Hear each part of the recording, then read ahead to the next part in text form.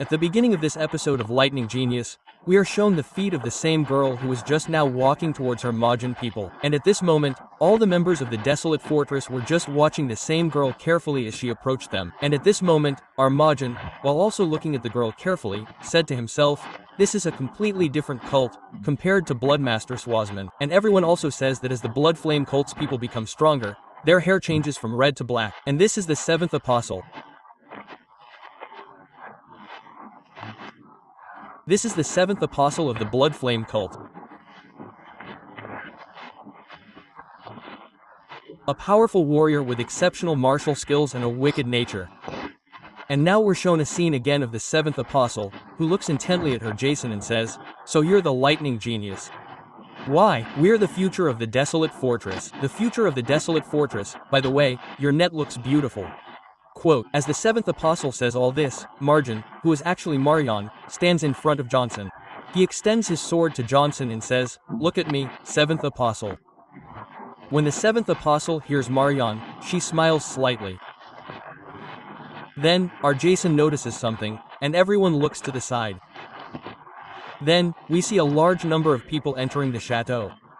At this point, a large number of Blood Flame Corps members are entering. Their numbers are enormous, and Johnson has surrounded the crowd. The seventh apostle once again declares this is the place where both the present and future Radiant Demon Squad will be killed today. With that, she throws her dagger towards the fortress. At this moment, the dagger passes right next to Margin, right in front of Janssen, and the speed of the dagger is so great that even Margin couldn't see it. But Janssen catches the incoming dagger with his hands, still emitting a very dark aura. At the same time, energy from Johnson's hands begins to flow into the dagger. Then, the dagger glows a very bright golden color. Johnson, at that moment, is intently watching the dagger, while everyone present is also watching Janssen. Johnson, looking at the dagger, thinks to himself, "What is this? Hawker, what just happened?" Quote, just now, the seventh apostle's blood art has dissolved. Then, Janssen recalls Little Mong's words, "May the three poisons be destroyed forever. May the six roots remain pure forever." Quote. Then, looking at the dagger again, Janssen thinks to himself, was he perhaps reciting a Buddhist scripture or a Sovlan martial incantation? And all this time, the old muck, just staring intently at his Johnson in astonishment, seems to be thinking. Then, just then, the old muck, with a sweaty face, says, "Is this a Buddhist martial art?" But the real Johnson, he says to the girl, "Apostle, as expected, you're using the Blood Flame cult's martial art." Then, Johnson says, the dagger is thrown forward, and it lands right in front of the seventh apostle, who is also watching intently. Johnson then tells the seventh apostle, "Your techniques can be easily countered." Hearing this, the seventh apostle simply says, "Yes, you're quite cute. By the way, is it easy to counter?" Quote. With that, she begins to pick up her dagger. After picking up the dagger, the seventh Absol once again says, "Judging by your skills, your techniques are at the very basic level of the Savalan martial arts. You can resist the blood art to some extent. However, it's not enough to overcome the actual difference in martial level. You're still much weaker than me." Quote. With that, Johnson begins to attack with his dagger. Our Majin blocks the attack with his sword. Our Johnson, meanwhile, hadn't moved at all. He stood there, unfazed. Laughing again, the seventh apostle says, "Radiant Demon Squad Captain, I think you've risked everything on a robe like the Lightning Genius. You've put everything at stake." Quote. But our Majin doesn't listen to a single word. He yells and attacks her, telling her to shut up. With that, he attacks the seventh apostle.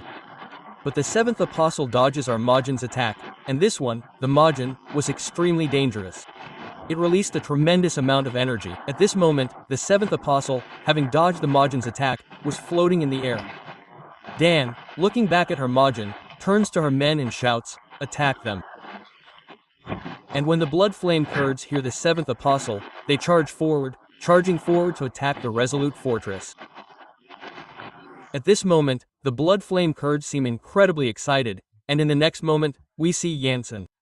At this moment, many blood flame Kurds have already appeared in front of Jansen, ready to attack him. But Jansen blocks their attacks with his sword. Then, with his sword, he cuts a man right through. At this moment, Jansen becomes extremely serious. And then, Jansen's sword becomes filled with immense energy and begins emitting golden light. Then, Jansen charges forward to attack. And when the blood flame Kurds see Jansen doing all this, they shout, "We have to seal his hands." And after sealing his hands, he cut off his head. Johnson's sword, however, becomes even more energized. Johnson then proceeds to kill each of the blood flame cult members one after another. As he fights them all, Johnson muses to himself, "The captain is currently facing the seventh apostle, and the Bloodmaster swordsman is far superior to the blue robe warrior." Quote, while Johnson was thinking all this, two blood flame cult members appeared in front of and behind Johnson to attack him. Johnson then uses the infinite blossom strike and, with just one strike, decapitates the man in front of him. Then, looking towards the next man, he cuts him down with his sword. Looking at them all again, Yosin says to himself, "When I tried to seize the dagger of the apostle, I couldn't execute my martial arts as I wanted to. Was it because the Ahan hadn't yet fully visualized?" While Johnson was thinking about all this, more Bloodmaster swordsmen appeared before Johnson, ready to attack him.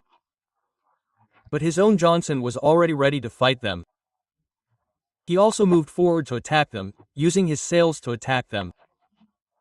Just then, a blast occurred, killing all the people who were standing in front of Johnson. Johnson again says to himself, "Still not enough. Right now, I don't have the power to control the situation within the realm of the Sachin martial master," and he turns on the Black Row warriors of the Misale fortress, and unless Margin kills the seventh apostle, this won't end easily. Margin and Apostle are currently fighting each other. Then, we're shown Yasin, who is now looking at Black Muck. Sorry, he's looking at Old Muck. Old Muck is also currently fighting the Blood Flame warriors. Looking at Old Muck, Johnson says to himself, "I've heard that those who delve deeply into the truths and mantras of martial arts don't achieve fame in the martial world." As expected, I don't feel any strong energy from this Muck. Quote. And while Johnson was thinking all this, more blood flame-clad men began advancing from behind Old Muck, shouting, "Kill this Old Muck first. Kill him!" And with that, they began advancing to kill Old Muck. Seeing this, Old Muck was terrified, but he, too, was ready to fight. But Johnson, meanwhile, had already appeared behind the blood flame-clad men, accompanied by his Swedes. Johnson then said, "Red Sweat." As Johnson spoke, Johnson beheaded one blood flame-clad man. And then, just as Johnson said this, Johnson beheaded another blood flame-clad man. Seeing this, the blood flame-clad man was terrified. He somehow managed to fend off Johnson's attack with the help of his Swede. But he still had a hard time fending off Johnson's attack. As he blocked Johnson's sword, he asked, "What's the power behind this sword?" Then, his own Yasin kicked the blood flame cult man, then launched his sword back at him, and the man's head was severed from his body. Meanwhile, Old Mong stared intently at Yasin.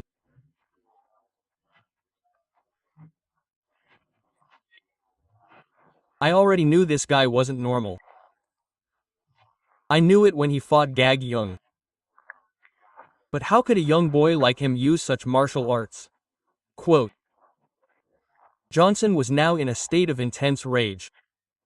His body was radiating a tremendous amount of energy. And with that, the episode ends.